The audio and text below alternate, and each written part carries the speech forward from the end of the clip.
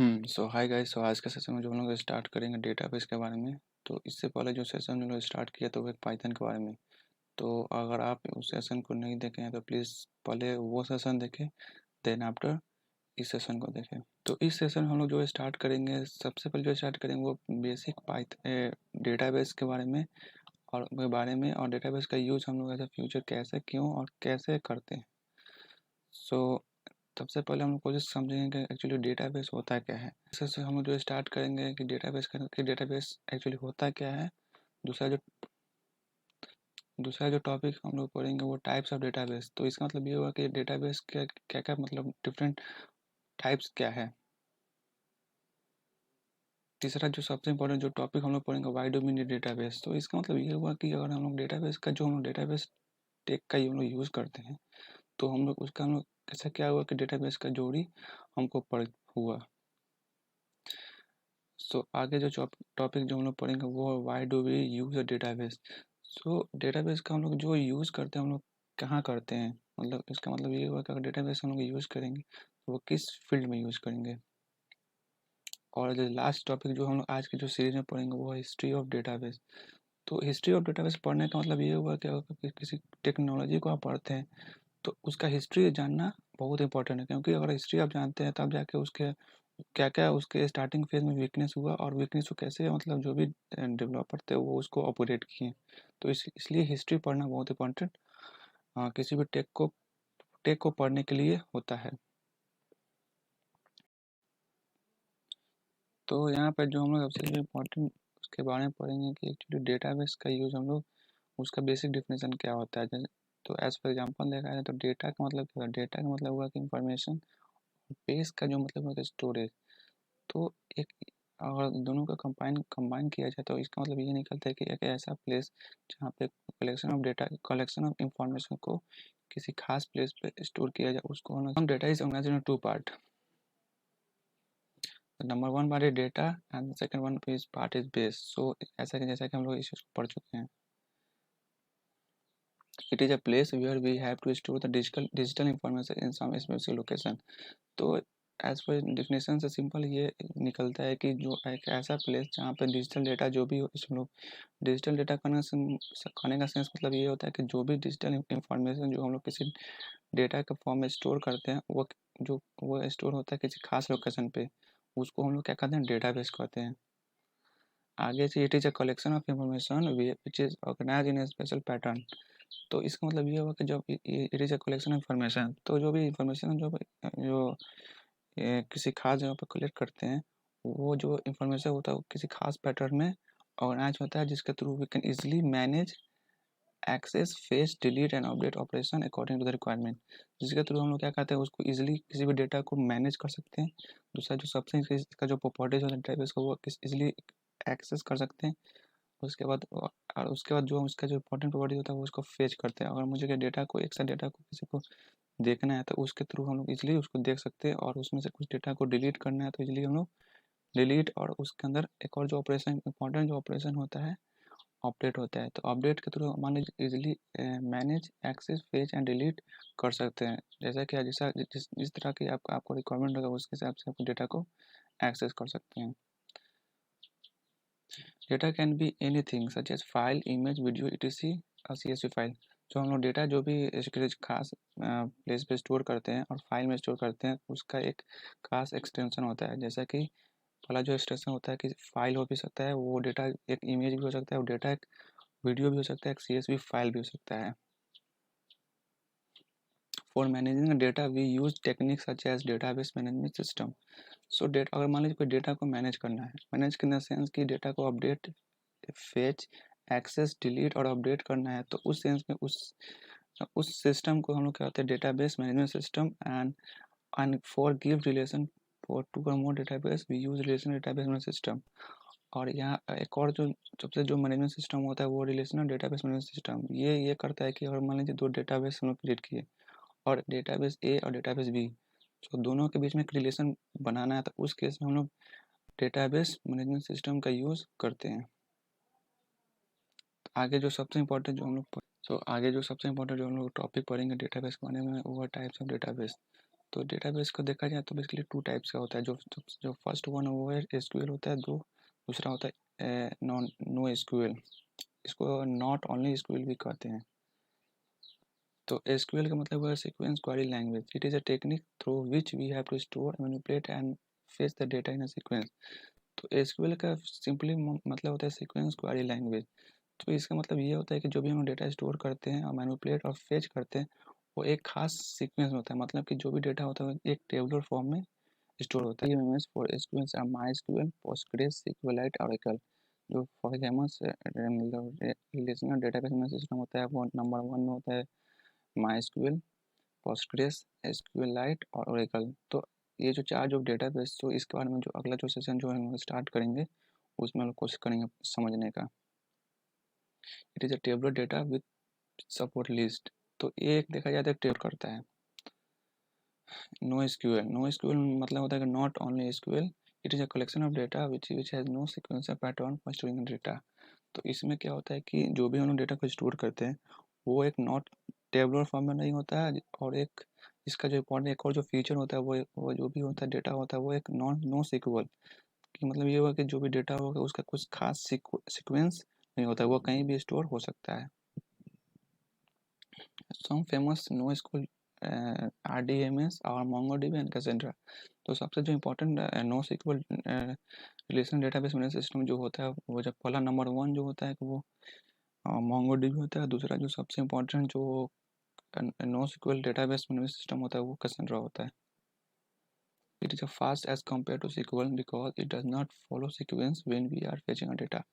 तो यहाँ पे इसका मतलब ये हुआ कि जो भी नो सिक्वल डेटाबेस होता है वो सिक्वल से फास्ट होता है, क्योंकि उसका जो स्टोरेज होता है वो सीक्वेंस में नहीं होता है, वो कहीं भी स्टोर होता है और उसको जब असाइन करना है तो उसका की एंड वैल्यू के पैटर्न में आप इजीली उसको असाइन कर सकते हैं। It is a non tabular data which is store in the form of key and value because it's a dictionary. तो इसका मतलब ये होगा जो भी नो सिक्वल डेटाबेस होता है जो स्टोर करता है वैल्यू को की एंड वैल्यू के पेयर में स्टोर करता है, क्योंकि वो एक डिक्शनरी को सपोर्ट करता है। तो आगे जो हम लोग पढ़ेंगे कि database by doing a database. तो इसका मतलब ये हुआ कि जब हम लोग डेटाबेस क्रिएट करते हैं तो ऐसा क्या हुआ कि हम लोग डेटाबेस का जरूरी पड़ गया। तो सबसे इम्पोर्टेंट जो पॉइंट है कि जो इसका इम्पोर्टेंस है managing big data. As we know that we generate trillion of data on a daily basis. तो जैसा कि हम लोग जानते हैं कि हम लोग जो डेटा जो डेली हम लोग जनरेट करते हैं वो ट्रिलियन में करते हैं, जिसको हम लोग एक बिग डेटा कहते हैं।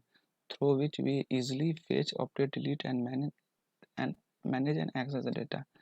तो डेटाबेस जब हम लोग डेटाबेस क्रिएट करते हैं तो जो भी मिलियंस ऑफ डेटा होगा तो उसको हम इजीली एक्सेस कर सकते हैं, उसको फेच कर सकते हैं, उसको इजीली डिलीट कर सकते हैं और उसको डेटा को मैनेज करते हैं। तो इसलिए हम लोग का डेटाबेस का जरूरी पड़ता है। दूसरा जो सबसे इम्पोर्टेंट जो उसका जो नीड है वो सीक्वेंस है। Data which we store in is a sequence that we can easily access anywhere in the world. तो जो डेटा जो हम लोग स्टोर किए हैं तो उसको हम लोग कहीं भी उसको एक्सेस करते हैं जिसके through the database. Easy to update, we can easy to update using data manipulation language. तो अगर कोई डेटाबेस का यहाँ पे जोड़ी इसलिए पड़ता है कि अगर कुछ डेटा को अपडेट करना है तो आप वर्ल्ड के कहीं पर भी रहें तो आप उसको इजीली अपडेट कर सकते हैं। और अपडेट करने के लिए एक खास लैंग्वेज होता है जिसका नाम होता है डेटा मैनिपुलेशन लैंग्वेज। तो डेटा मैनिपुलेशन लैंग्वेज का जो एग्जांपल होता है वो, तो इसका मतलब ये हुआ कि जब हम लोग डेटा जो क्रिएट करते हैं तो उसका एक हम लोग सिक्योरिटी पर्पज से बहुत इंपॉर्टेंट होता है, क्योंकि अगर सिक्योरिटी डेटा में नहीं हुआ तो उसके अंदर अगर लीकेज होगा तो कोई भी अगर विक्टिम होगा उस डेटा को इसलिए एक्सेस कर सकता है, और वो डेटा एक्सेस कर लेगा तो उसका जो इन्फॉर्मेशन होगा वो इजीली मार्केट में दे सकता है। इसलिए उस डेटा सिक्योरिटी को हम लोग बहुत इंपॉर्टेंस माना जाता है एज अ डेटाबेस में। Integration of data, it allows us to make sure that the given data is accurate and consistent। तो जो भी डेटा हम लोग जो भी हम लोग क्रिएट करते हैं तो डेटा जो क्रिएट है वो हमेशा मतलब एक्यूरेट होना चाहिए और कंसिस्टेंट होता है, जिसके थ्रू हम डेटा को इजीली एक्सेस कर सकते हैं। Easy to research on data, तो अगर through this we can easily analysis the data and gives some pattern through the building a model। तो यहाँ पे डेटाबेस का मतलब डेटाबेस का नीड यहाँ पे एक और ये नीड हुआ कि हम लोग जब डेटा को मतलब किसी किसी खास लेवल में स्टोर करते हैं तो उसके अंदर जो डेटा को जब एनालिसिस करना हो तो उस केस में हम इजली कहीं भी उसको इजीली एनालिसिस कर लेंगे और इजीली उसका और उसके बीच में जो पैटर्न होगा तो हम लोग पैटर्न बिल्ड करेंगे और पैटर्न बिल्ड करने के बाद हम लोग एक खास तरह का मॉडल क्रिएट करेंगे जो कि हम लोग एज अ फ्यूचर उसका यूज़ कर सकते हैं थ्रू द डिफरेंट एल्गोरिदम। आगे जो हम लोग सबसे इम्पोर्टेंट जो पढ़ने वाले हैं वो हिस्ट्री ऑफ डेटाबेस। तो हिस्ट्री ऑफ डेटाबेस पढ़ने से पहले सबसे पहले इसलिए पढ़ते हैं क्योंकि अगर अगर किसी भी डेटाबेस किसी भी टेक्नोलॉजी को समझना है तो उसको हम लोग सबसे पहले इसका हिस्ट्री को समझते हैं क्योंकि अगर हिस्ट्री समझेंगे तभी जाके उसके अंदर जो जो मतलब समय के हिसाब से जो उसके अंदर जो वीकनेस हुआ तो उस केस में हम लोग उसको जानेंगे और उस जानने के बाद उसमें जो इम्प्रूवमेंट हुआ वो तो जैसे कि देखा जाए तो जो पहला जो डेटाबेस जो क्रिएट हुआ वो 1960 में क्रिएट हुआ और जो क्रिएट जो करने वाला है वो है बैकमैन बैकमैन चार्ल्स बैकमैन ने डेटाबेस को क्रिएट किया और उस डेटाबेस का जो नाम हुआ वो डेटाबेस इंटीग्रेटेड डेटा स्टोर हुआ जिसका फुल होता है आईडीएस होता है जो कि which follow information management system design है और जो कि इंफॉर्मेशन मैनेजमेंट सिस्टम को फॉलो करता है जो कि डिजाइन किसके द्वारा किया गया आईबीएम के द्वारा आईबीएम के द्वारा। In 1970 in this year we see relational database तो in 1970 में हम लोग जो इम्प्रूवमेंट हुआ वो रिलेशनल डेटाबेस आया और हैविंग ग्रेट मतलब वो डेटाबेस जो भी आया रिलेशनल डेटाबेस वो 1960 से ज़्यादा इम्प्रूवमेंट था उसमें अनगिव रिलेशन डेटाबेस मॉडल और वो क्या कि जो रिलेशन डेटाबेस जो मॉडल होता है मतलब जो भी एक से ज़्यादा जो डेटाबेस जो लोग क्रिएट करते हैं तो वो एक मॉडल क्रिएट किया जिसके थ्रू हम लोग मोर देन वन डेटाबेस के बीच में एक रिलेशन क्रिएट कर सकते हैं for a new way of storing and access the data जिसके थ्रू हम लोग इजी डेटा को स्टोर और एक्सेस कर सकते हैं कहीं पर भी। In 1980 SQL became the standard query language। सो उसके बाद जो हम लोग जो लैंग्वेज है वो आ गया और जिसके थ्रू ये काफ़ी ज़्यादा फेमस था। In 1990 the internet in earlier days the cost and time would take too long due to this new database model launch।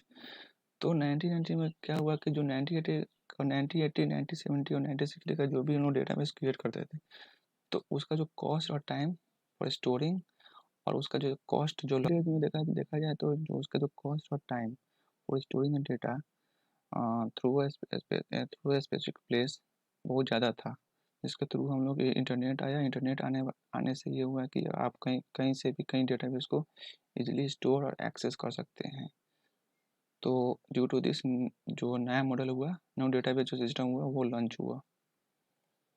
In 2000 NoSQL model launched and having the first and unstructured database। तो देखा जाए 2000 में जो था कि no SQL database जो management system होता है वो लॉन्च हुआ और वो जो काफ़ी देखा जाए तो वो एज़ कम्पेयर टू 1990 जो भी मॉडल पीछे जो क्रिएट हुआ वो उससे काफ़ी ज़्यादा फास्ट था। इन 1910 distributed management system in this decade with protection of the big data and data is stored mainly on cloud and having high risk on data। तो 2010 में ये हुआ कि डेटा जो न्यू इवेंट आया वो बिग डेटा का आया क्योंकि इस समय डेटा काफ़ी ज़्यादा जनरेट हो चुका था। तो इसको क्या करना था कि डेटा जो पहले जो फिजिकल डेटा था जो खास डेटा में स्टोर किया सर्वर में स्टोर किया वो जाके क्लाउड में हो गया। तो क्लाउड में ये हुआ कि डेटा जब क्लाउड में स्टोर हुआ तो वो हुआ कि तो उसमें बहुत सारा रिस्क हुआ तो जिसके रिस्क को प्रोटेक्शन के लिए हम बहुत सारा उसमें ऑथेंटिकेशन लगाने शुरू कर दिए और उसको हाई सिक्योर कर दिए वो समझने की कोशिश की। तो सो गाइज अगर आपको वीडियो अच्छी लगती है तो प्लीज़ गाइज इस वीडियो को शेयर करें और प्लीज़ सब्सक्राइब करें जिसके थ्रू मुझे और मोटिवेट मिलेगा और मैं आपके लिए और अच्छा वीडियो अपलोड कर सकूँ। थैंक यू, धन्यवाद।